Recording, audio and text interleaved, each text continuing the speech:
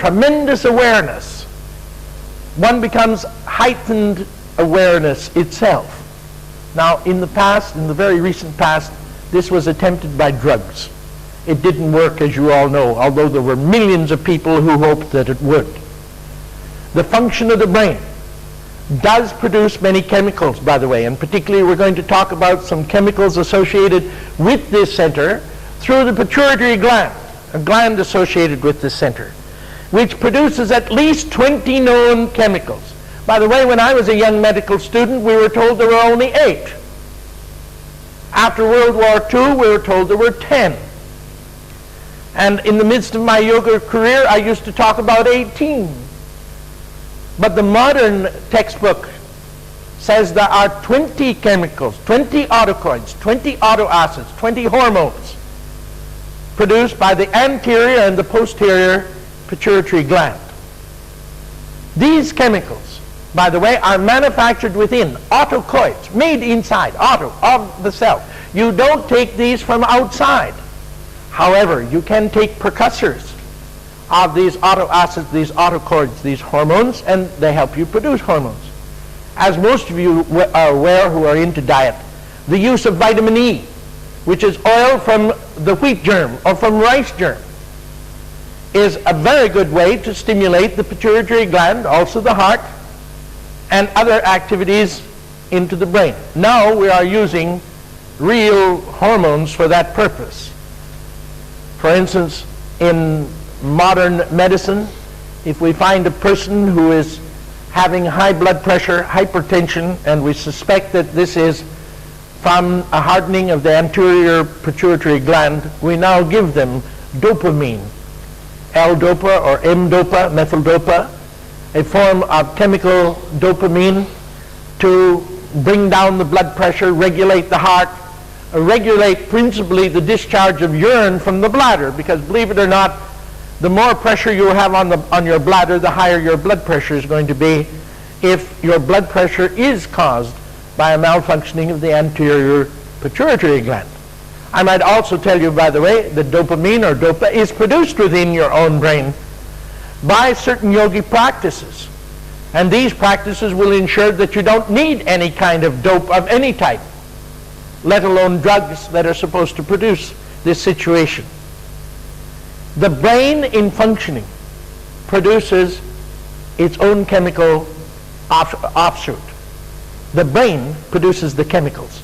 Now, if you put the chemicals in, this doesn't activate the brain. They're not the same thing. The brain or the mind acting on the brain producing certain chemicals, like pituitrin, cannot have the opposite effect by taking pituitrin that the brain is going to be affected. This is false reasoning. But we've got a lot of false reasoning around today, and for some of you young people, let me carry this to a conclusion, a facetious conclusion. You've got a headache. You take an aspirin or a bufferin, any analgesic. The headache stops. Conclusion: you had a headache because you didn't have an aspirin. You had a headache because you didn't have an aspirin? No. There is a cause to a headache. The analgesic, the painkiller, only killed the pain. The cause of your headache is elsewhere. But this is the kind of reasoning that many of you were using when you were taking dope. You want superconsciousness. The reason you haven't superconsciousness is you don't have dope. So you take the dope. No, the reason you don't have superconsciousness is your brain isn't working. And it doesn't work with chemicals, by the way. It can only work by awakening it into consciousness and even into superconscious states. The prefrontal brain, 2 parts, left and right cerebrum, have nerves arising from the floor of the brain and settling near the front of the bicameral brain. One of these main nerves branches out into 5 tongue-like nerves. Here's 2 here, 1 there, making 3. It is this one that branches out into 5 on its end, on the hung end. And between the brain, these 5 nerves come together like 5 points of a star. And back where those 5 nerve endings become one again, is a point at which consciousness can rest. There is a bindu there called Agya Bindu, in the middle of Agya Chakra. This bindu is directly at that point where the 5 nerves join one nerve again. This group of nerves, by the way, is called the cavernous plexus.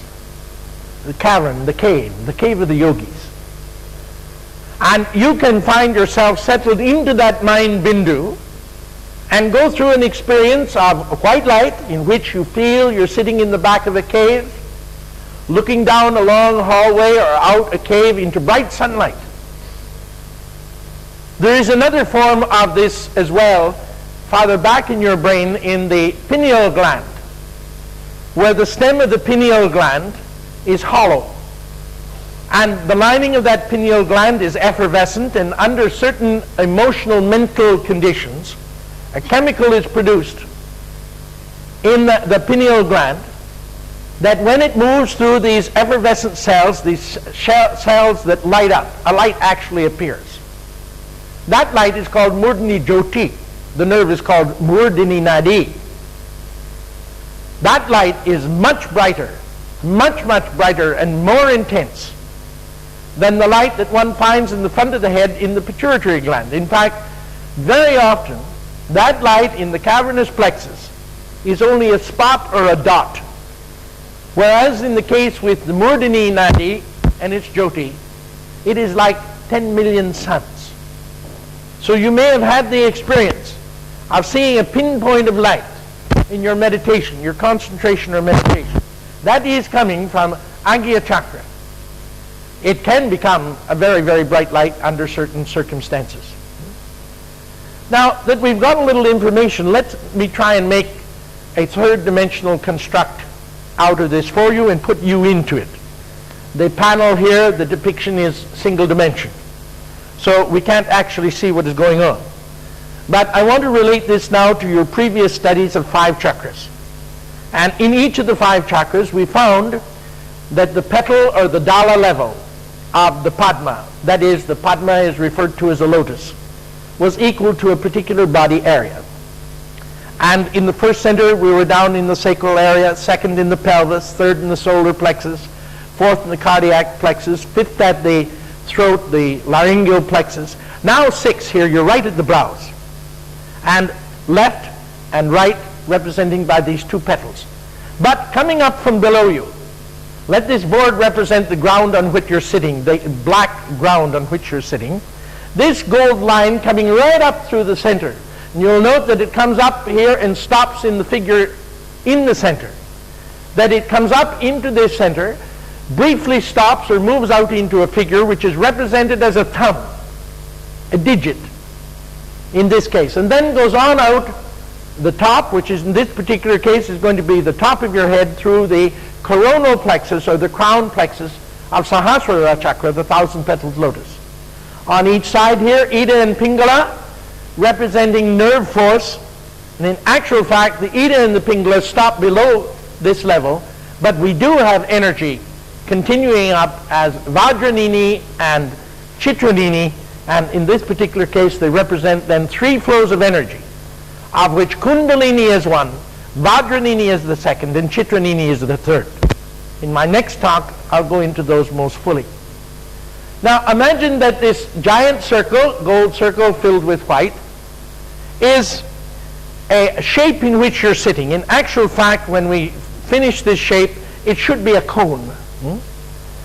And on each side of this cone, as it comes to the top of the head, 2 giant petals representing the bicameral brain.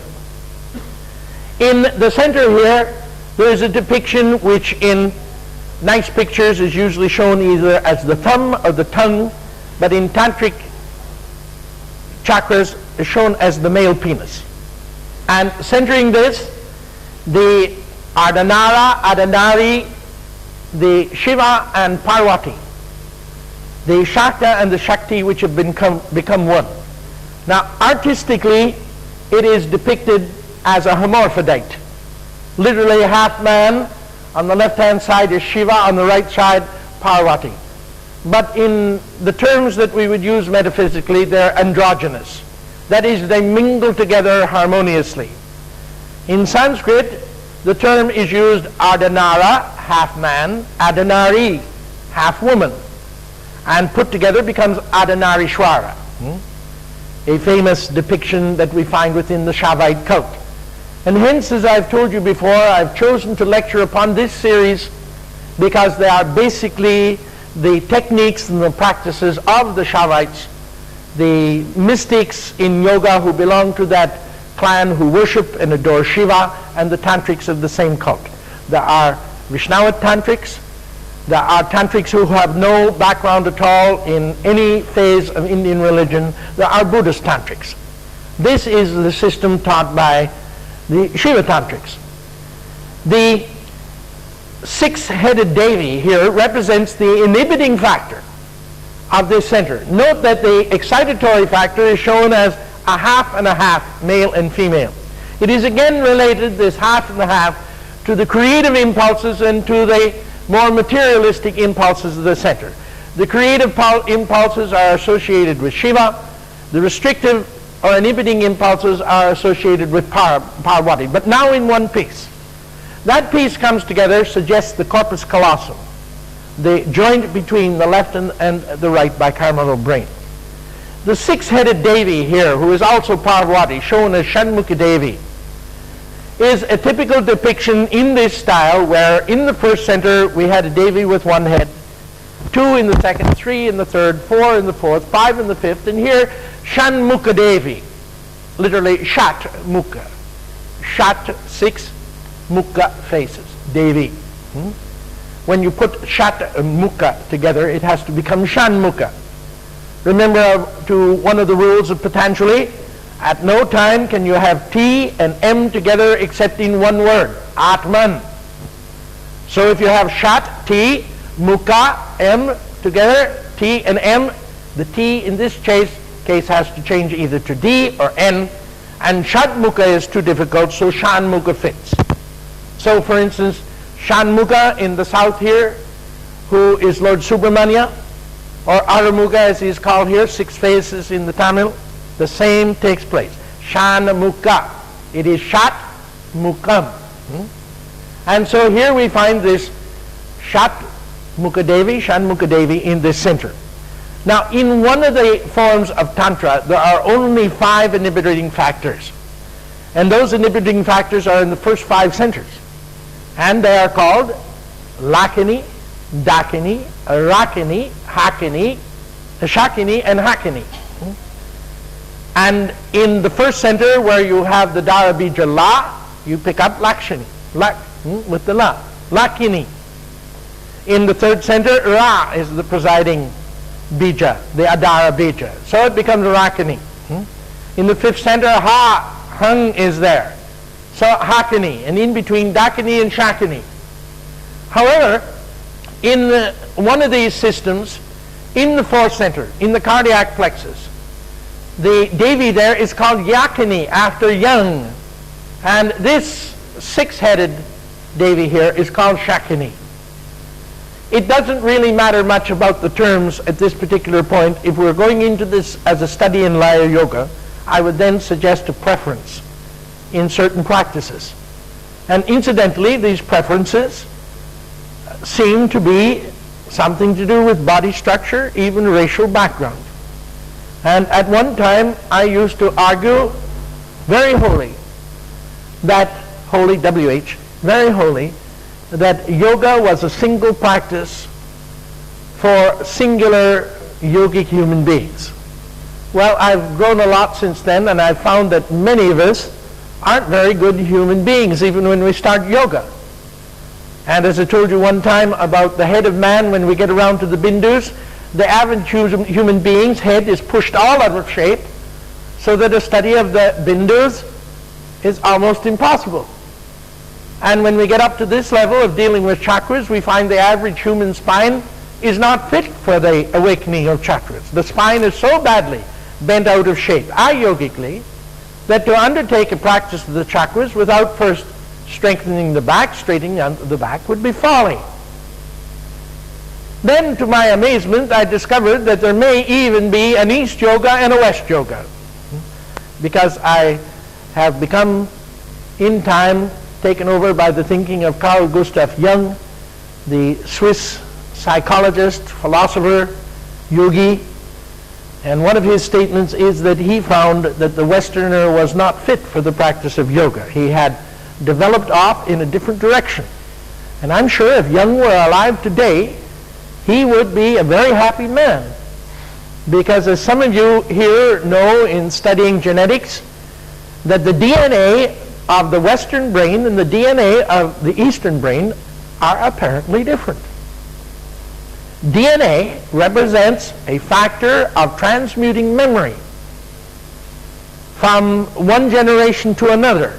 And some part of your memory, some part of your brain ability is due to your father and mother. Although one has to be pretty careful, there are other things like genes and chromosomes that have to come into effect.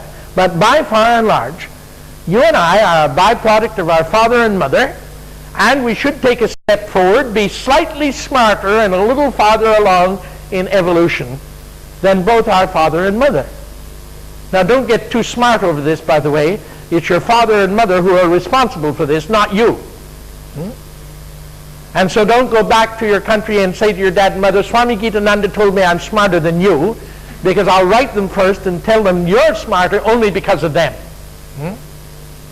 But this doesn't always work out. The English have a saying, Shakespeare's sons aren't always Shakespeare. We occasionally get people dumber than their parents. That's where something else gets involved. But a little bit on this DNA, RNA sort of thing, DNA particularly. You inherit certain qualities by certain chemical makeup in the brain that you develop. And this is referred to under the term DNA. And if you develop that DNA properly, and yoga is one of the best ways you can do it, you should improve upon your ability over your parents. Now, a lot of experimentation has been done with animals, and I hope we don't go too far with humans. And there's some reason to believe that it may or may not work, and we've seen some conditions where it does work. An experiment was done where they took some of the brain of a fly. Now, by the way, just while we're at it, a fly has a brain made up of 38 cells. 38. Somebody counted them. Now you have billions of brain cells. And you're not using them! This is just in case you've all fallen asleep during my talk. You've got that gigantic brain that you're carrying around in your head. What's it for? To keep your ears apart? To wear a hat? No, it's to be used. Can you imagine? Your counterpart, a fly, has only 38 brain cells, and it uses them all. Imagine what it would be like if you were using all of your brain. A fly uses all of its brain. Anyway, they took a bunch of fly brains, and they chopped them all up. They made fly brain salad, and they fed them to other flies. Now, the flies whose brains had been chopped up had been trained to do certain things, like, in a flea circus, a fly circus, and so on. And believe it or not, the flies that ate the brains of flies which were trained were now so bright that they could be trained much, much faster than the original flies. So they tried it on rats. They trained rats to run through a maze, a very complicated maze. If you go so far, you reach a dead end, you got to turn around and go back and reach another, and you go back, and finally you get to the cheese. Well, they taught a bunch of rats to do this. Killed the rats, made rat bread and salad, and fed it to other rats. And the rats that ate the brain containing DNA of the rats that have been trained were able to learn very fast, extremely fast, in relationship to the others. Now, I don't know if very shortly we're going to be eating each other's brains or just continue to pick each other's brains. But there is every evidence this happens. There are certain people in the world, we won't mention them by name, color designation, or ism or ite, but there are certain people who eat a lot of animal brains. And it would appear they've become the most animal-like, the most aggressive, warlike, killing just for the fun of killing people on the face of the earth. There is one segment of humanity lives almost on goat brains. 90% of its intake of meat is goat brains. And I can say honestly, having lived amongst those people, they are goats. They are the dumbest people on this planet. You figure out who they are if you wish. They are the dumbest people on this planet. And I put it down to the fact they are eating the DNA of the animal and therefore taking on the traits of the animal. And you know, in Hinduism, this is one of the concepts that you are what you eat.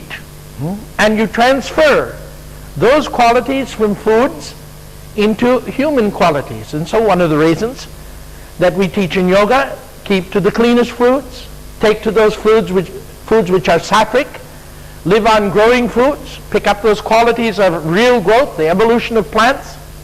And by the way, if you want to get into structures in nature where the RNA, DNA, genetic qualities can be changed upwards the quickest, you're into the plant kingdom.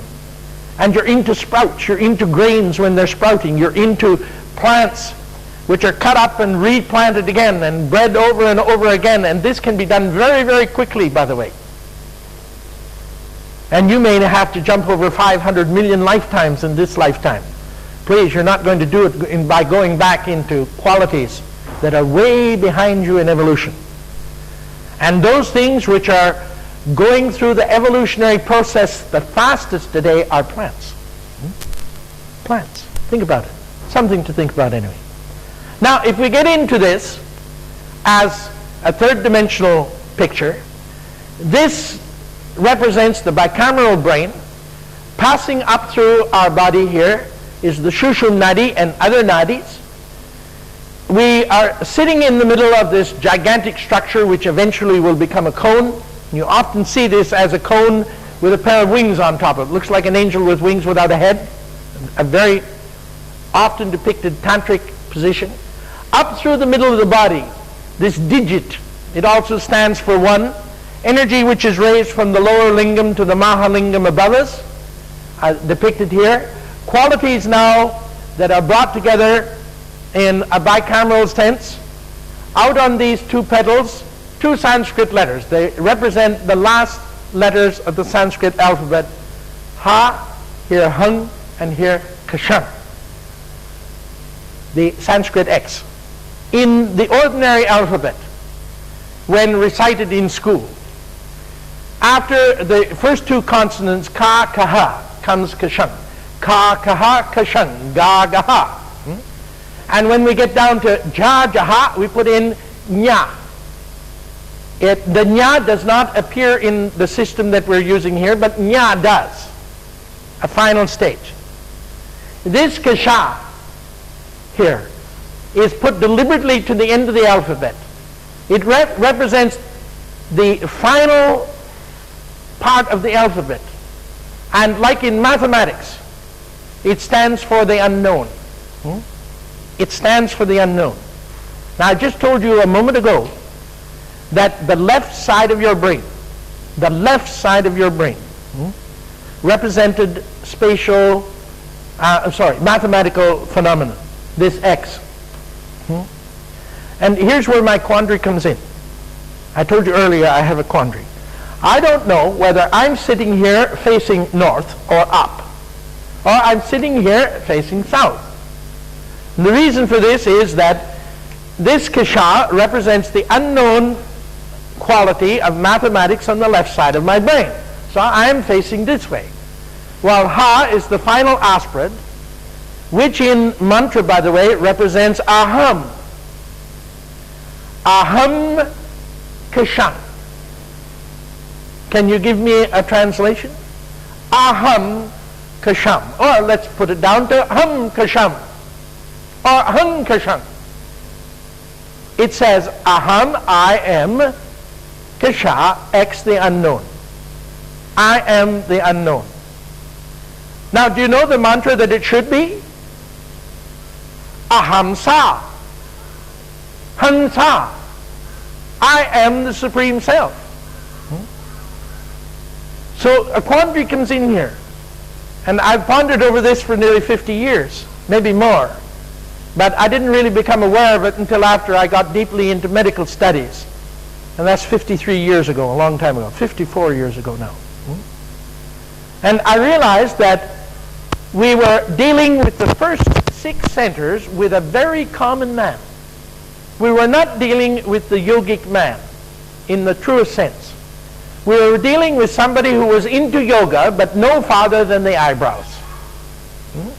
We were dealing with yogis who think there are only 6 chakras. And you already know there are 12 chakras, 6 in the lower body, 5 in the spine, 1 this cavernous plexus in the front area between the 2 lobes of the front brain, and 6 more chakras above. The 7th chakra, usually taken as the definitive chakra, 1,000-petal loka chakra, is simply the first of 6 more chakras. And when that knowledge comes about, a change takes place in the brain, a switching over the brain. And perhaps a further explanation is necessary at this time.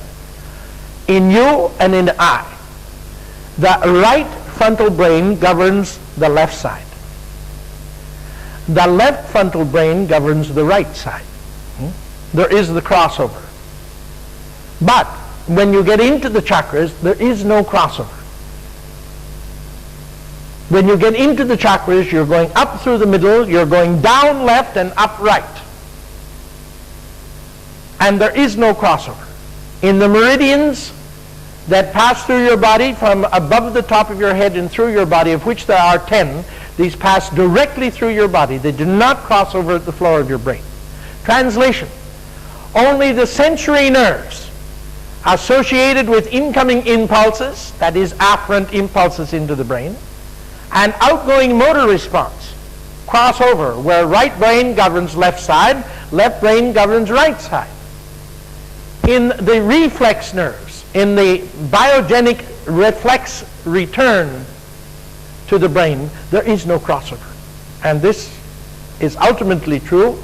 So here we're dealing in this depiction with a man with a crossed over brain, but in actual fact, yogically, you switch over in the upper body. It may remain true in the physical body that nerves are sent from the right side of the brain to the left side of the body. But when you get into pranamaya kosha and manamaya kosha, this is no longer true. And the energy coming down from above does not cross over. As I told you one evening, resist the teachings of anyone who asks you to sit down and imagine the Ida and the Pingala crossing up, back and forth up the spine. That is undeveloped yoga. The Ida and the Pingala, the energy ultimately passes straight up the spine. If the energy is moving in the pranamaya kosha, in manamaya kosha, and into the higher bodies. There is no purpose of a yogi crossing Ida to Pingala and so on up to your brain. None at all. However, that symbol, of course, is a common one in Hinduism for undeveloped man, and is used also in the Greek, in the Latin medicine. I think you've all seen the Caduceus of medicine. In the West, a staff with a pair of wings on the top of it, and 2 snakes coiling each side. This is the spinal cord, the peripheral nerves on each side, the wings above, the Caduceus of Mercury, representing the staff of healing. In this part of the world, you see something the same, usually a Brahmadanda, the spine, Ida and Pingala crossed up, the 2 heads of the snake coming at the top, and a lingam at the top, suggesting now that this energy is ready for its healing power. The Caduceus of Mercury, used by the West for the healing system, deals only with the healing of the body. It has nothing to do with the healing of prana, the healing of the mind, the healing of the upper mind if necessary, even the healing of the soul, if such a thing could be even thought of. However, this is the science that deals with all 5 bodies. The energy moving like encoiled snakes has only to do with the physical body and physical medicine. Here we're dealing with the highest medicine in the whole world, if you wish. It's called Advaitam, achieving non-duality. Another word for Advaitam, yoga, achieving a completeness into the cosmic nature again. So here in this depiction, see yourself as having some activity associated with the physical body. That activity is through physical nerves, the bicameral brain. I look upon this six-headed Devi out here and wonder why she got put out on the end of the stalk of Om, until I realized that the pituitary gland, anterior and pituitary gland, are out on the end of a stalk, just exactly as shown here. There are at least 20 hormones that are produced in this body, and at least 6 of those hormones are inhibitors in the body. Chemical inhibitors. So something new to think about here. Before, I was translating the inhibitor, the Shakti, as the innervator of the nervous system. That is, that which innervates. In some cases here, these chemicals simply shut down the body. They are inhibiting factors. The dual nature of man becomes one in the brain. There is another anomaly in this diagram. The Om here is written in its short form. This actually is U, not O. It is written as U, and out here is This is the common exoteric outer form that you see for Om. In actual fact, this should be written as A, U, and the dot up here. So here is why there's an extra Chandra Bindu over this, to tell you something, that there are some sounds associated with this center other than Om itself. In actual fact, Om is the ultimate sound in the 7th center, and yet here it is depicted usually in the 6th center. In one depiction, this, instead of shown as is shown as Ang, A, the letter A, with a bar behind it, a single A, and Ang. And in the system that I'm teaching you, I want you to use that Ang. We are going to reserve this Om for the 7th center. And my argument is backed up. There's a Chandra Bindu here, there's a Chandra Bindu there. Why? Why? Can you reason it out? Well, I think you can, but you need a lot of information. But what is this center? It is Agya Chakra. It is the center of inspiration. Should come to you what you're doing. Should flash to you by intuition. Agya can also mean intuition, although we have very chaste words in Sanskrit for intuition. So here you are sitting with energy coming from the chakras below, going out the top of this center into chakras above. But this represents the conclusion of a particular use of sounds, because all of the sounds that we've used up to now are bijas. A bija is a single sound, a seed sound. Bija means a seed sound. Now when we get into the 7th center, we're into full mantras. Like for instance in the 7th center, should not surprise you that the mantra there is Om Namah Shivaya. It's not a bija any longer. Om Namah Shivaya is the full mantra for the 7th center. 6 centers down, there are 50 bijas. We've gone through 50 bijas so far. 4 in the first, 6 in the second, 10 in the third, 12 in the fourth, 16th in the fifth, 2 here in the sixth. 48 plus 2 is 50. 50 sounds. Now in actual fact, I've already told you, there are some sounds left out. The sound of La, L-L-A, as in Lasha, is left out. And the sound Nya, as in Jnana Yoga, is left out. There are 52 sounds. This also tells us something, that this system developed before the northern Aryan cult came over the southern Dravidian Shiva cult, in which those sounds are not necessarily found. In the Mundu, in the Dravida, those centers do not, those sounds do not come in. And that's the reason why normally 52 letters in Sanskrit, we're using only 50 here. But also when we get into the mantra laya and we repeat a particular form of these bija mantras 20 times, it becomes 1,000. and therefore the 1,000-petaled lotus. This accounts for it. If we had 52 letters and we repeated them 20 times, then we're going to have 1,040 letters. And we only have 1,000-petaled lotus, not 1,040-petaled lotus. Now, to get involved with this center in the form that we've been using, the mantralaya, you have to see yourself sitting in a third-dimensional situation with this chakra. And we will, in our next session, go back to the first chakra and enliven that chakra, then the second chakra, then the third chakra, then the fourth chakra, then the fifth chakra, then the sixth chakra, and then take all of that energy into the seventh chakra. And I want to show you 3 major ways in which this is done. All 3 are used in yoga, only 2 are used in tantra. In yoga, mantralaya of a particular form is used, and in that laya yoga, a system that we use where mantras are also used, is a pure yogic system. Then there is one that is halfway between yoga and tantra that I'll introduce all. It is a valid system, so I'm going to introduce all 3 of those to you in the next talk. Imagine this is below you. The energy is passing right through your body and out the top of the head. The area for your chanting is here. Now, previously, we had you going pradakshina around your body with lotuses. But here in this particular case, I'm going to have you simply go back and forth instead of going round and round in your head, and this for a particular purpose. Unless we're proceeding from here into the next centers, you're going to stop here. And the biggest problem in yoga, by the way, is to know where to stop, when to stop, and even more so, how to stop. Remember when we're singing bhajanas and mantras? How to stop. What do I do? Pranayamas, what do I do? How do I stop this? Well, you not only have to learn how to start a thing and do it, then how to stop it.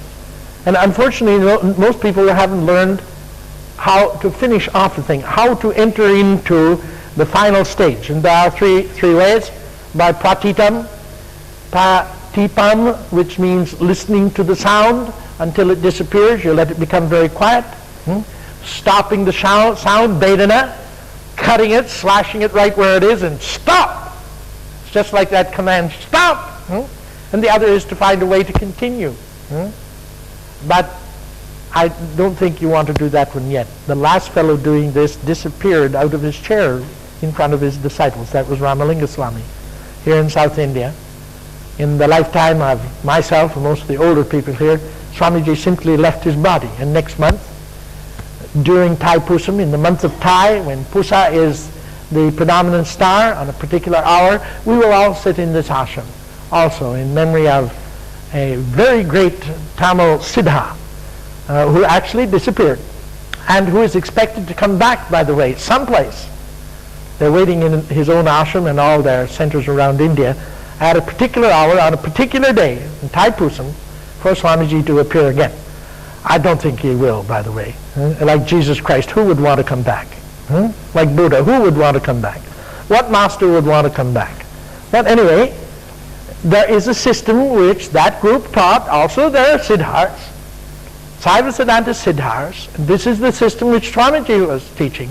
And he told them to listen to what he was doing. They didn't listen, and so he simply said, then I go, and he disappeared. He actually left. Now sometimes they leave the body behind.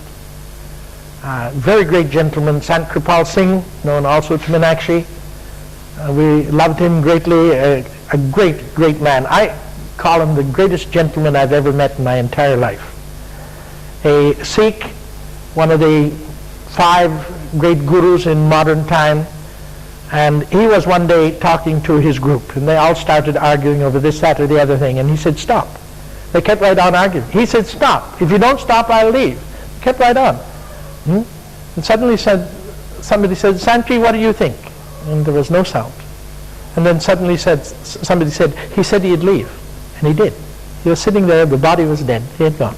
And this is the way many, many yogis get completely fed up with their followers, who are so busy with this. You remember what I called this thing yesterday? This is the curse. If you think you've got a curse, think of mine. This tongue is the curse of us all. And unless we let goodness Shiva take over our body and Vak Vishuddhaya, let that Shiva cleanse the tongue. It's going to kill us one of these days. By the way, here, I mentioned earlier, this also represents the tongue. It can be the thumb, as is represented here. It can be the lingam. It can be the tongue, the physical tongue. The three depictions are made. Let me take you through a chanting session of this, sixth chakra, in preparation for putting it all together at a future date.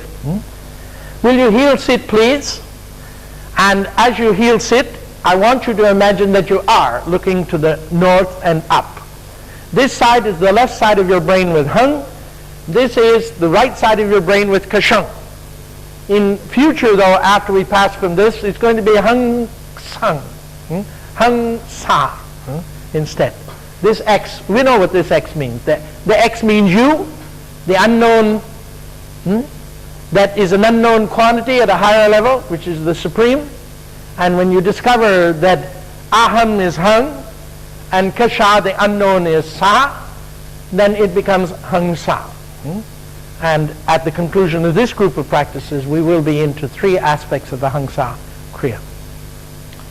A deep breath, and imagine from below you, right up through your body to the middle of your brows, the sound of Om.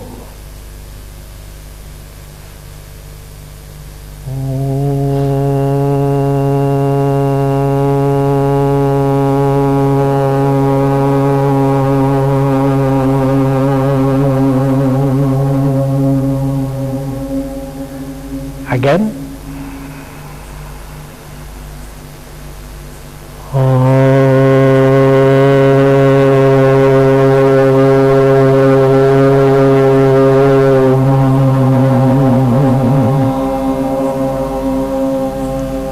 Last time.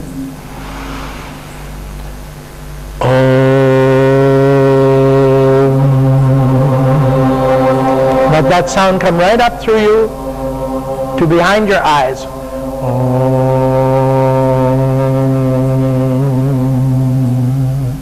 Now behind your eyes, the sound ang, A-N-G, 3 times.